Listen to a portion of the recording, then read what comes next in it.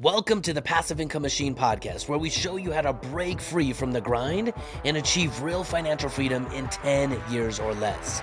My name is Ryan D. Lee, and I've helped thousands turn income into cash flow, trade fake money for real assets, and take back control over their time, their wealth, and ultimately their life. Each week, you'll get strategy, tools, and mindset to build your own passive income machine. So my friends, sit back, relax, and enjoy today's episode.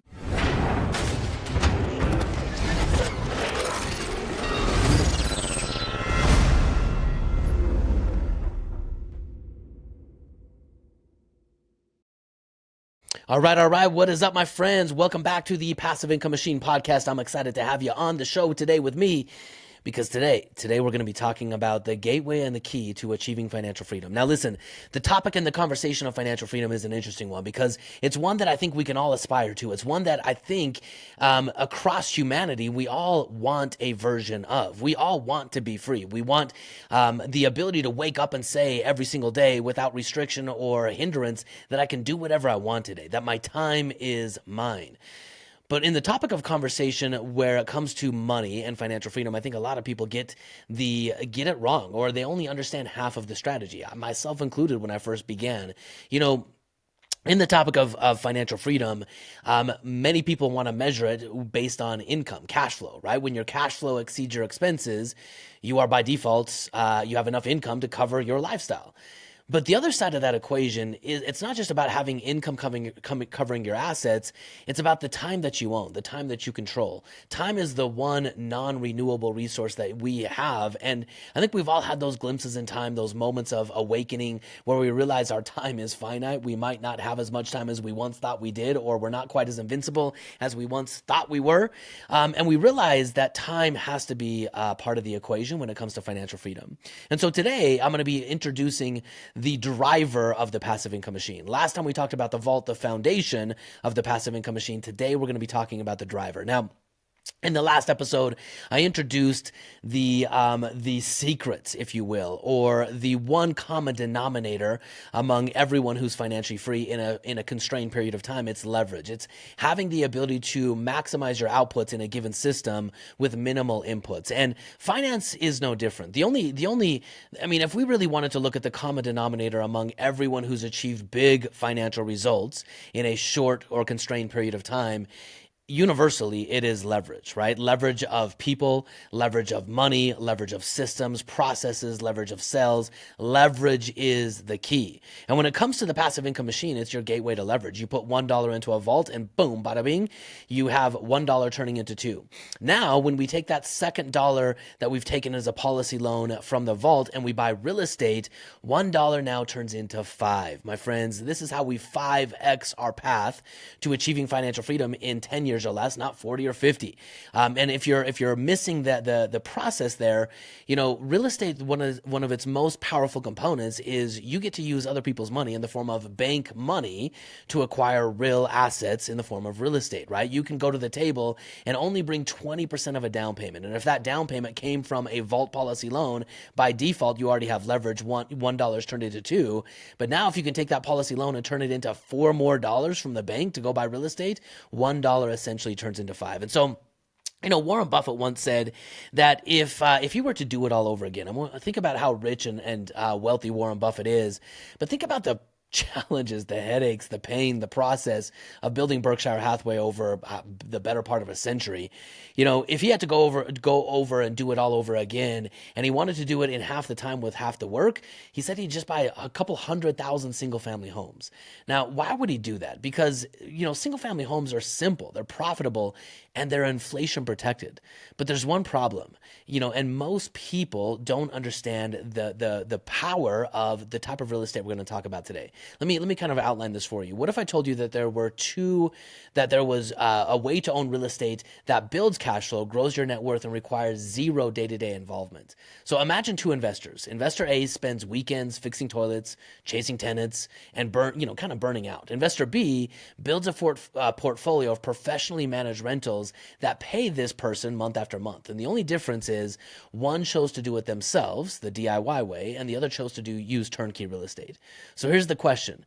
If you're going to become financially free and you want to own your time as part of that equation, you have to consider the power of turnkey real estate, and this is the third gear inside of the passive income machine. So, in this episode, we're going to talk a little bit about why real estate is such a powerful wealth builder, a driver of wealth in the world today. In fact, I've heard this statistic, I've never been able to verify it, but I've heard that 90% of self-made millionaires all have one asset class in common, and it's real estate. Now, the reason that real estate is so profitable is I want you to think about all of the different ways that you make money in real estate. Okay. Now compare this, because something only has value when you can compare it to your next best alternative. So if you're listening to this podcast right now and you're already saving for the future, think where you're currently saving your money, whether that's in a 401k, whether that's in a brokerage account, whether it's in cryptocurrency, wherever, right? Kind of think about the way you make money in these other accounts. Okay.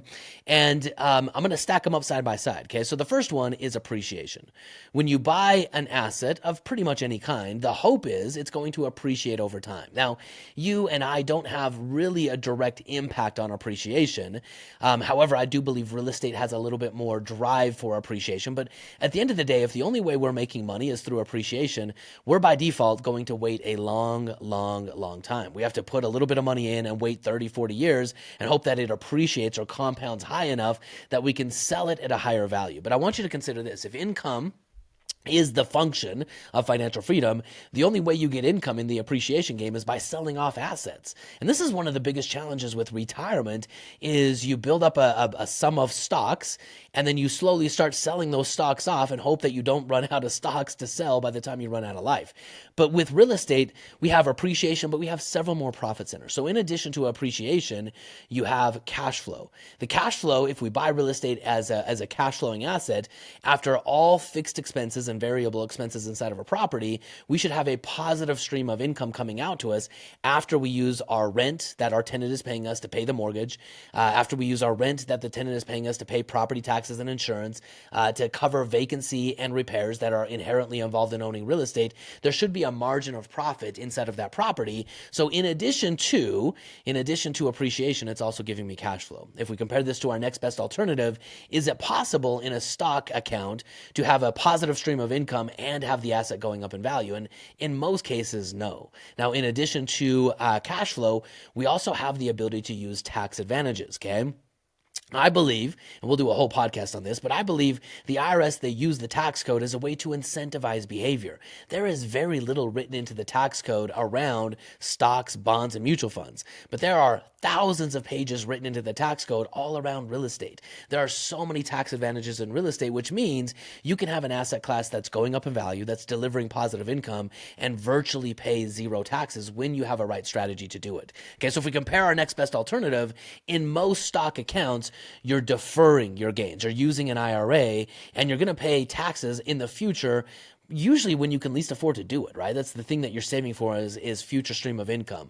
And then the last couple of benefits inside of real estate is amortization, right? If you've taken out a loan, let's say you brought 20% of the down payment to the property to buy the property, the other 80% came from a bank, and a bank allows you to amortize or pay that loan back over 30 years. Now, that might seem to most people, you want to pay off your debt as fast as you can, but I want you to consider this. In the world of inflation that we live in, having a 30-year fixed mortgage is actually the asset. It's the greatest financial vehicle you can own. It's why Warren Buffett said he'd go buy a couple 100,000 single-family homes, is because the debt behind it is unparalleled.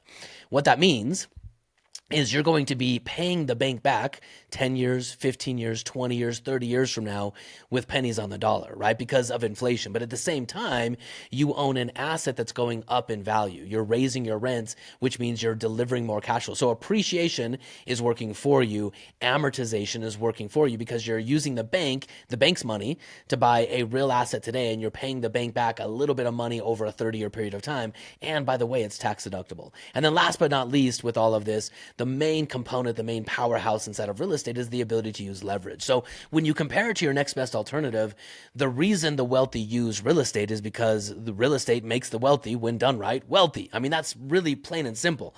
And I remember I was kind of afraid of real estate in the beginning. You know, when I first got going in the game of financial freedom, I read Rich Dad, Poor Dad. I realized cash flow was the focus, not net worth. And then I read Robert Allen's book, Creating Wealth, which is so much of the foundational philosophy of our strategy. You know, in Robert Allen's simple book, he said, if you buy 2 single family homes a year for 10 years, you can be financially free. And I thought to myself, man, I don't know if I can be Grant Cardone. I don't know if I can take down big apartment complexes or be Donald Trump and, you know, do Trump Tower and all that stuff. But I'm pretty sure I could find a way to buy a couple single family homes a year. That gave me the hope, the possibility that I could, in fact, become financially free. And as I started moving forward, I realized from now over a decade, I'm 15 years into the game now, my friends, but I've realized over this last 15 years that single family homes are the greatest wealth building tool known to man. If you don't believe me, let me prove it to you right now. Hey, quick time out from the show. I just had to pop in and say, if this content is resonating with you, the How to Retire in 10 Years Summit is going to blow your mind. Every strategy you hear us talk about starts there. This is the ultimate event for creating real financial freedom in 2025. We've got an early registration bonus that you're not going to want to miss. Spots are filling fast, so check out that link in the description or just head over to retirein10years.com and get registered now. Let's make this your year. Now, back to the show. Okay, so let's go back in time for just a moment. Let's go back in time and let's go all the way back to 1950. Single family median price of a home, 2-bedroom, 3-bath type of home across the United States. You could buy a home back in the day, right? This is why our grandparents, say what they say, for $7,000. I mean, that's crazy, from $7,000. But here's the crazy part. From 1950 to 1960, remember, we live in an inflationary world. From 1950 to 1960, the median value of a home price, 3-bedroom, 2-bath across the United States, went from $7,000 to $12,000. That doesn't sound like much, but consider this. Home values, if you owned a home during that decade, a period of time, went up by 71%.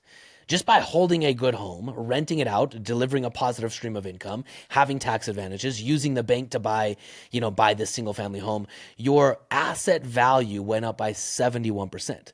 But it doesn't stop there. From 1960 to 1970, home values went from $12,000 to $17,000, a 42% increase. From 1970 to 1980, now this is a topic for another conversation, but in 1971, the rules of money changed. When the U.S. went off of the gold standard, we now started printing money unparalleled. And check this out. From 1970 to 1980, median home values went from $17,000 to $47,000 in that decade period of time, which means if you owned real estate for that 10-year period of time, it went up by 176%.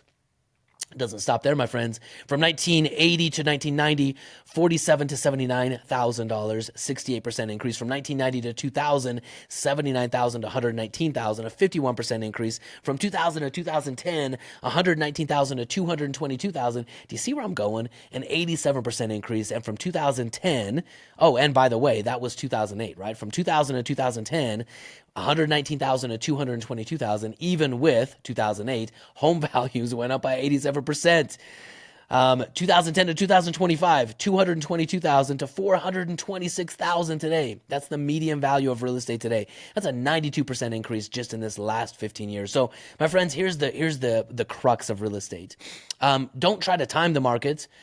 Own time in the market. Get in the market, own the right asset in the right location, and make all of this work for you. Now, I want to come back to the beginning of this conversation. I want to talk about the function of time. I didn't understand this in the beginning. And I talked to so many real estate investors who also don't understand this.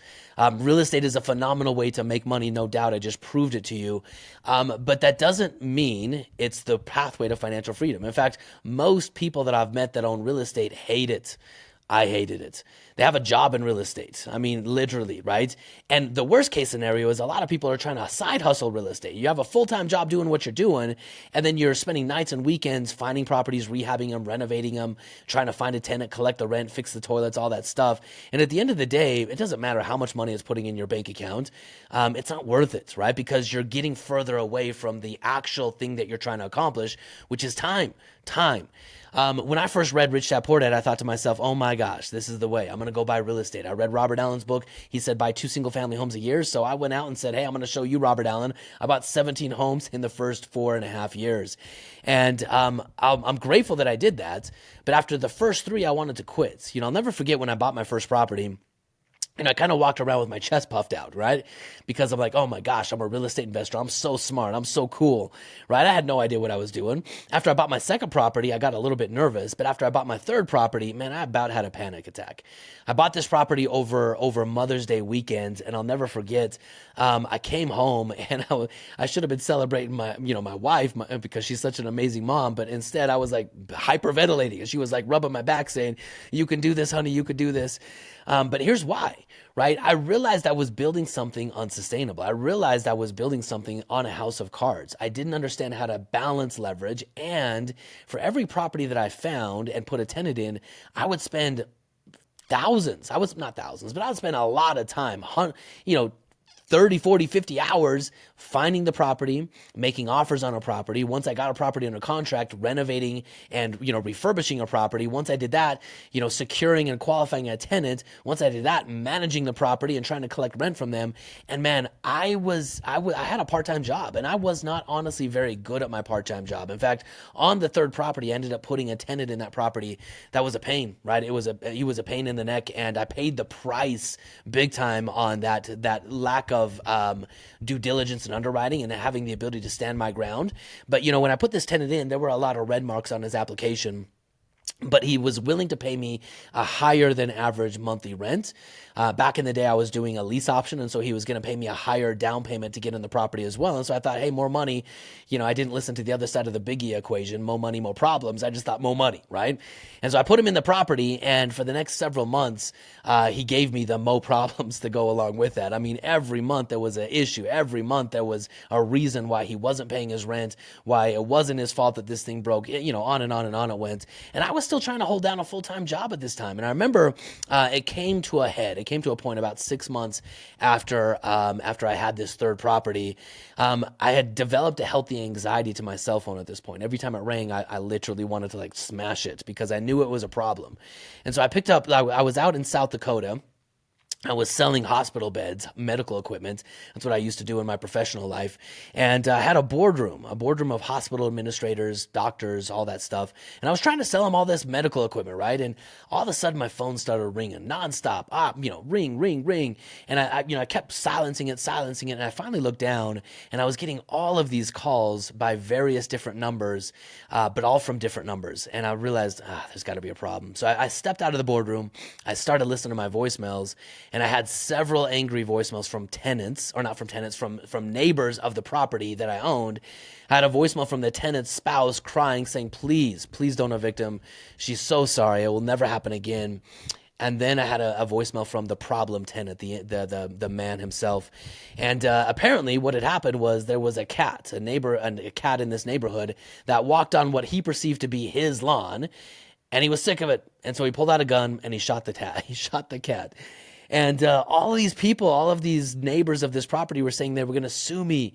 And my final voicemail was from a police officer saying, son, you better call me. And so at that moment, guys, I realized I can't go beyond 3 properties. I can't do this. They are lying. Real estate is not the path to financial freedom. It's the path to just headache. And this is the downside of leverage, right? I was very illiquid. I did not understand the concept of reserves.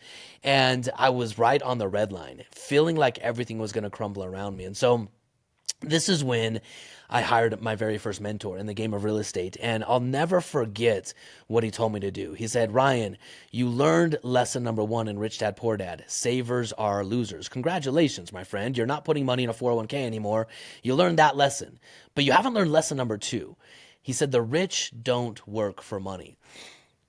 I didn't understand that. In fact, my entire life, I have worked hard. I've never been scared of work. And I thought if I work harder, I'd get rich faster. But the harder I was working, the further away from financial freedom I was actually getting. The more time I was trading, the more of my sanity I was trading, and the more I was losing the very thing I actually wanted, freedom and options. And this set me on a quest. It set me on a quest to figure out how to build systems in real estate. Now, back when I first started doing this, the concept of what I'm going to explain to you right now was very new. But I want you to think about this. There is an app on my phone right now, Instacart. I love that thing, right? In fact, you know what? I've actually switched from Instacart primarily now to Uber Eats, okay? So there's this app on my phone, Uber Eats, and I travel all over the place, and I like to eat what I like to eat. And so when I get to the place I'm at, I usually look up Uber Eats. I order a meal that I want them to bring to me, and then I find a local grocery store in addition to getting my meal, have them bring me some groceries. And it's crazy. Right, I just log into my app, I push a couple of buttons, I sit back, I hit submit, and then I sit back and I watch the little timer on my screen saying, hey, your person left, your person just picked up your food, your person just went to the grocery store, your person's on the way to you, pick up your food at, the agreed upon location in 2 minutes, 1 minute, 30 seconds, wow, there it is, there's your food. That we kind of take for granted. But in the world of real estate, you can actually do something very, very similar. There's a concept called turnkey real estate. Now, I was very unfamiliar with this concept when I first got going, but I want you to consider this. In the world of real estate, there are people who actually like real estate, who do it really, really well. They're really good at finding property, rehabbing property, renovating property. There are people who, believe it or not, actually like managing tenants, fixing toilets, dealing with termites, all the things that come with real estate, right? Yay. But those people, that's their job. Their job is to do real estate really, really well. And if I want to do real estate passively, I need to build a system where I can tap into their expertise, have someone find the property, rehab the property, renovate the property, manage the property. I want to fund the property because I want to own the asset. And then just like a CEO of a process, I'm going to manage the outcome. And this allowed me to go from being stuck with 3 properties to scaling to 17 properties with very minimal work, effort, and energy involved to go from 3 to 17. And the whole shift was working smarter, not harder. So this is the game of turnkey real estate. Turnkey real estate is all about buying the right assets in the right location, with the right turnkey provider, someone who understands the market, who is a good property manager or has connections to good property managers and has been in the game long enough to be able to give you some predictable and consistent results when it comes to real estate. Now, over the last several years, we've helped our community do thousands upon thousands upon thousands turnkey properties. I scaled my portfolio from 70 properties to well beyond that, and it was all done with the power of turnkey real estate. Now, here's the angle that I want you to take on this. Real estate is the most powerful wealth driver, wealth builder that you can possibly have because of all of those profit centers. When it's done right, it's actually the least form of risky asset that you can possibly buy. This is why we focus on single family homes. I want you to consider this. Single family homes are the most in demand, underbuilt form of real estate that there actually is. Everyone moving up and out of apartment complexes or out of their mom's basement wants to move into a single family home. Everyone downgrading from their McMansion wants to move back into a good single family home. But over the last couple of years, in fact, over the last decade plus, single family homes have been the least built out type of asset class that there is because there's regulations, there's complexity, there's more profit for builders to build high density multi-space living. And so single family homes are the most underbuilt, I wouldn't say underdeveloped, but underbuilt in demand asset class that there is. There is literally no reason that a single family home should go down in value. They just go up and up and up in value. Now, there's anomalies out there for sure where there are places and locations and cities that will cause a house to go down in value. But the fact that it's such in high demand is a huge opportunity for you, the investor. And second to that, it's the easiest way to gain access to bank money. You get to use unlimited sums of leverage when you buy single family homes and you do it right. So my friends, if you want to become financially free in 10 years or less, it's a simple matter of refocusing your attention, refocusing your efforts, and refocusing your resources on building a system. Don't try to time the market, get time in the market and let time make you wealthy, right? Imagine what I said earlier, if you owned real estate over those previous decades that I had mentioned, your asset just for the sake of holding it doubles, right? And this is the benefit of owning real estate. And when you combine that with the Vault financial strategy, every dollar that you put into your system turns into 5. So my friends, This episode was all about helping you see and understand the secret of real estate is owning real estate, the right real estate in the right market. The type of real estate that you should be focusing on is single family homes. And then it's building a system around that. It's understanding that financial freedom is how we measure, or cash flow is how we measure financial freedom, but time is how we experience financial freedom. In fact, the greatest form of wealth is for you to be able to wake up and say, I own my time. I can do whatever I want today. That is wealth. And that is the objective of all long-term savings, and obviously the objective of the passive income machine. So today you learned some pretty powerful stuff. What I'm going to invite you to consider is knowledge is potential power, but it's not power. It's what you do with that knowledge that makes the difference, that turns it into power. So do something with your knowledge, put it into action, go acquire your first or second or fifth or 10th single family home and scale your portfolio, build wealth, and become financially free. All right, my friends, thanks so much for hanging out today. I really appreciate you tuning in. But before you go, if we talked about something today that made you want to take action, you need to get yourself registered for the How to Retire in 10 Years Summit. It's the financial game changer that you've been looking for, teaching you exactly how to create passive income and financial freedom in 2025. Jump on it early because we've got a special bonus waiting for you. All the details are in the link below, or head on over to retireintenyears.com. So get registered and I'll see you at the summit.